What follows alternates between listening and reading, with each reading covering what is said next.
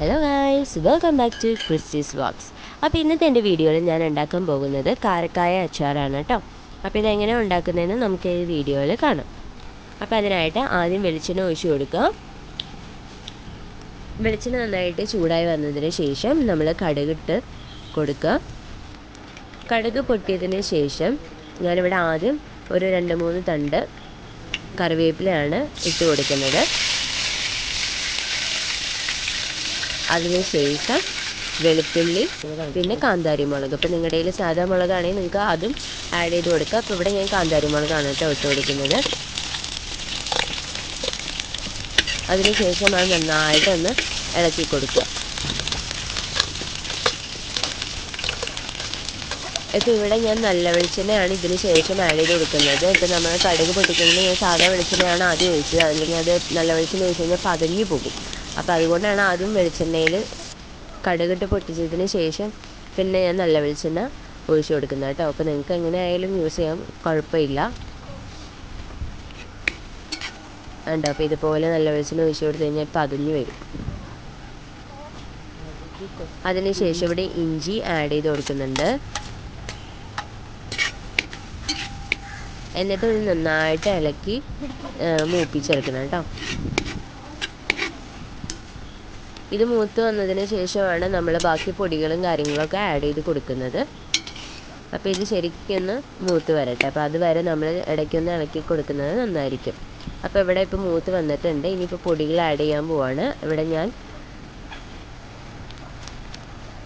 2 പൊടികളാണ് add ചെയ്യുന്നത്.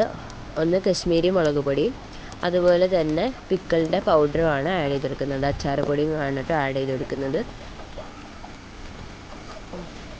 അപ്പോൾ അത് ആവശ്യത്തിന് നമ്മൾ എത്ര ക്വാണ്ടിറ്റി എടുക്കുന്നോ അതിൻ്റെ ആവശ്യാനുസൃതം നമ്മളത് ആഡ് ചെയ്ത് കൊടുക്കുക. അതിന് ശേഷം അത് നന്നായിട്ടൊന്ന് ഇളക്കുക. അപ്പോൾ അതിൻ്റെ പൊടികളൊക്കെ ഒന്ന് മൂത്ത് വരുന്ന വരെ നമ്മൾ ജസ്റ്റ് ഒന്ന് ഇളക്കി കൊടുക്കുക.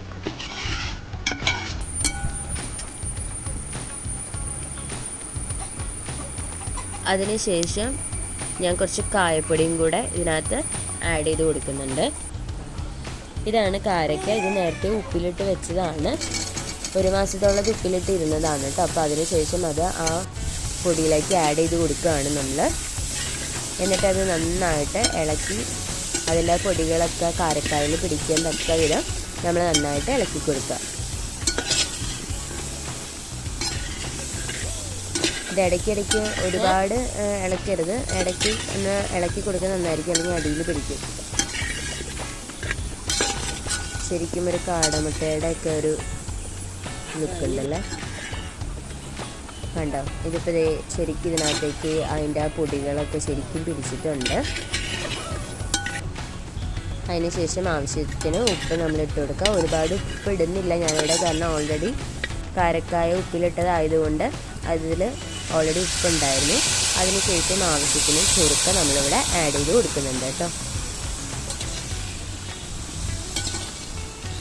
എന്നിട്ട് ഇത് നന്നായിട്ട് ഇളക്കി കൊടുക്കുക. കണ്ടപ്പോൾ ഇവിടെ നമ്മുടെ കാരക്കായ അതിൻ്റെ ചൊറുക്കൊക്കെ പിടിച്ച് നല്ല സെറ്റായി വന്നിട്ടുണ്ട്. അപ്പോൾ ഇതാണ് നമ്മുടെ അച്ചാർ. വളരെ എളുപ്പത്തിൽ നമുക്ക് വീട്ടിൽ തന്നെ തയ്യാറാക്കാൻ പറ്റുന്ന ഒരു അടിപൊളി അച്ചാറാണ്. അപ്പോൾ ഇത് കഴിക്കാത്തവരും അതുപോലെ തന്നെ ഉണ്ടാക്കി നോക്കാത്തവരും എല്ലാം ഇത് മസ്റ്റായിട്ട് ഉണ്ടാക്കി നോക്കണം കേട്ടോ. അപ്പോൾ ഇതുപോലെ ഒരുപാട് വീഡിയോസ് എൻ്റെ ചാനലിൽ ഞാൻ അപ്ലോഡ് ആക്കിയിട്ടിട്ടുണ്ട്. അപ്പോൾ നിങ്ങൾക്ക് ഇഷ്ടപ്പെട്ടാൽ തീർച്ചയായിട്ടും എൻ്റെ ചാനൽ ലൈക്ക് ചെയ്യണം, സബ്സ്ക്രൈബ് ചെയ്യണം കേട്ടോ. അപ്പോൾ thank you for watching guys. Bye guys.